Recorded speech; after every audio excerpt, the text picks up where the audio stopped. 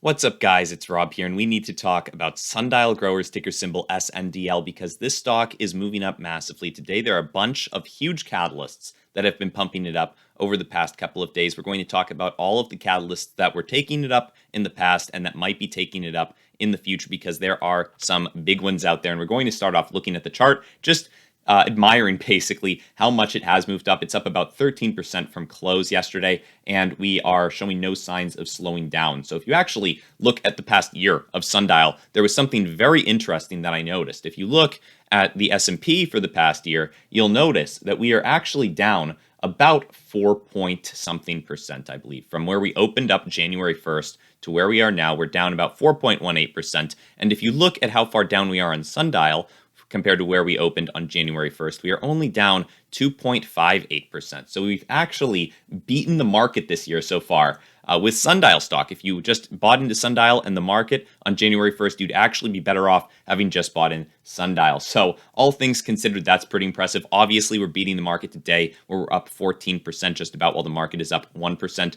But Sundial has a lot more going for it in the future that could be moving them up quite a bit more than the overall market, in my opinion. So the first thing, the most pressing news that you guys have probably heard of that's moving Sundial up today is the fact that they were granted a 180-day extension by the NASDAQ to regain compliance. So they were at risk of being delisted before this. Now that there are no de-risking fears in the near future, people are feeling free to flood back into Sundial, raising their stock price, and buying in on the expectation that they will reach $1 or more at some point in the next 6 months. And a lot of people are making that bet. You can see today we're up 14%. A lot of people are probably going to be making that bet in the future once they realize all of these catalysts that Sundial has going for it. Now, we have actually garnered a ton of new support for Sundial stock over the past week. If you look back a week ago, what people were searching for regarding Sundial stock, they were searching for it far less than they are currently. In fact, just earlier today, we were hitting record search rankings of 100. That's the highest you can get on Google. And it's pretty impressive stuff. A lot of people are looking for Sundial, not just on Google, but on StockTwits as well. It is the 6th most active stock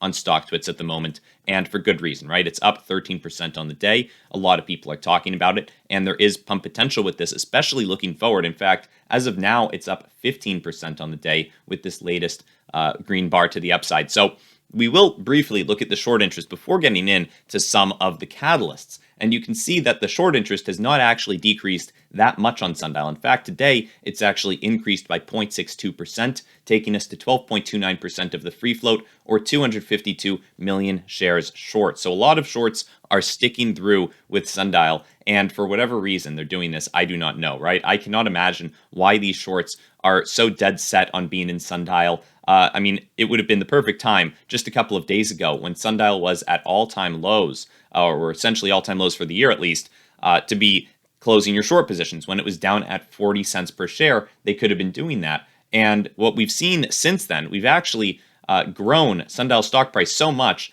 that those shorts, if they closed way back when, they would have not been down 44% on where they were, right? So we're actually up 44% from the lows that Sundial was at just a couple of days ago. And a lot of shorts are probably wishing that they had closed, and in the future may be forced to close based off the price action that we could see with Sundial in the future, based off of some of these catalysts. We're already starting to form the beginnings of a beautiful uptrend in Sundial, and these uptrends can be pretty violent. At least that's what we've seen in the past. They can typically take the stock up pretty quickly, but we'll have to see. Something else that could be taken up pretty quickly is the channel's subscribers, right? We're trying to gain some more members of the Sundial family, the Sundial army. Feel free to subscribe to the channel if you want the most up-to-date Sundial stock news. Feel free to do that and help us out here. So getting into the catalysts, right? The first big catalyst that we're going to talk about, it's not even the biggest catalyst that Sundial has going for it. In fact, it's one of the smaller ones. It's their repurchase program, where they're going to be able to repurchase up to $100 million, 100 million Canadian dollars of their outstanding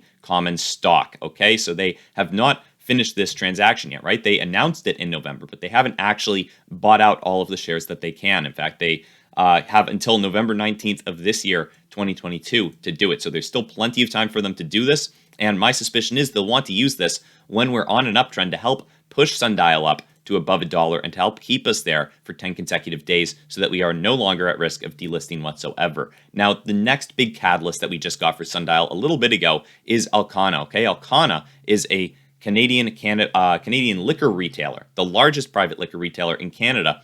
and Sundial has received their final court order approving the plan to buy them out. So Sundial is going to be buying out this company. They're going to be entering the alcohol business, which is a very profitable business. And the great part about Alcana is that Alcana actually has majority ownership interest in Nova Cannabis, a large cannabis chain in Canada, and Sundial will now have control of those stores as well to add to their cannabis portfolio. So all in all, really good stuff is coming down the pipeline regarding the Alcana transaction, and the deal is expected to close during the first quarter of 2022. So at some point in the next month or two, we should see Alcana trading as Sundial instead. And this is good for more reasons than one, right? Not only will this be good for the fundamental business, but this will also introduce a bunch of investors to Sundial stock. And think about this from a psychological perspective. If you were buying stock, would you be more willing to buy a stock that you'd never heard of and never owned before, or would you be more willing to buy a stock that you had actually gotten into as part of a merger, right? If someone gives you shares of Sundial, which is the plan for this Alcana merger, they're going to be giving Alcana shareholders common shares of Sundial and some cash as part of the buyout. Those people may be more inclined to buy Sundial stock in the future, having gotten those shares and maybe doing some research into the company and realizing the massive potential that Sundial has looking forward. So that could be very good for more reasons than one. Now, the next and most massive catalyst that we have to talk about is legalization, okay? Because there are a bunch of people who want cannabis legal, and not just voters, but lawmakers as well. We're going to talk about a couple. Chuck Schumer, Senate Majority Leader, plans to file cannabis legalization bill in April, okay? There's a couple of reasons why he's doing it in April. One, he wants to garner some support before the midterm elections. Two, this has been a long time coming. Three, there are actually massive companies such as Amazon that are endorsing cannabis legalization. In fact, Amazon just endorsed a Republican-led bill to federally legalize cannabis, sponsored by Representative Nancy Mace, a Republican from South Carolina. And notably, Amazon is the second largest private employer in the US, okay? So this is a really massive company that we're talking about fully endorsing cannabis legalization, right? They want it to happen. And typically, you start to see these kinds of laws go through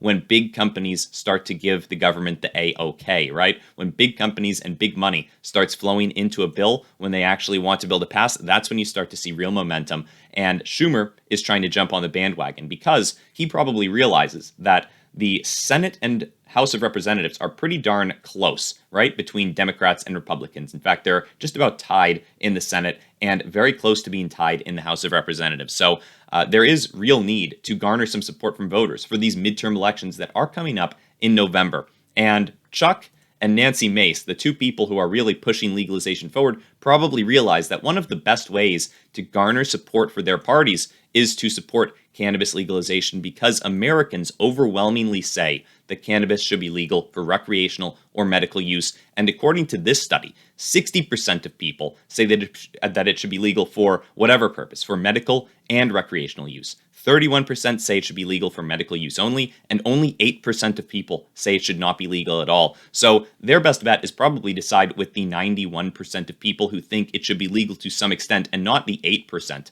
I mean, nobody wants to cater to the 8% of people who think this should be illegal. They would all rather get the 91% of voters on their side by actually legalizing this thing. And now that big businesses are on board, they might actually have the opportunity to do it. So hopefully we'll see that sometime soon. And that could also solve a big issue that we've noticed in the United States lately. The national debt has been rising dramatically, and it seems like there's no end to it. And I'm not saying that cannabis legalization and taxation on cannabis could actually end the increase to national debt. We would probably need quite a bit more to be done than that, but it could certainly help out, because states so far have collected more than $10 billion in cannabis tax revenue since it's been legalized in those states. So it's very impressive stuff. This could be big business for the government, big tax revenue generation for the government, especially at the federal level if they decided to enact safe banking and allow these companies to fully operate in the United States. It could certainly provide massive tax opportunities, and that's something that the government really needs, looking at how the national debt has been spiking up lately and all of the initiatives the government wants to implement, such as the Build Back Better bill that could be pretty expensive. You're probably going to need some additional tax revenue, and cannabis provides a beautiful opportunity for that, as well as for doing what the American people want, right? Most of the American people are strongly in favor of cannabis legalization. So my hope is that Sundial will be doing incredibly well in the future. You can see we're actually making new highs of the trading day as we speak, and I am quite bullish on Sundial stock, but keep in mind that this is not financial advice. I'm not recommending that anyone buy or sell any certain stock. I'm just letting you guys know what I think about Sundial and some of the news that they have going for them. So if you appreciate that, feel free to subscribe to the channel. And other than that, guys, have a great day. I'll see you in the next one. Bye.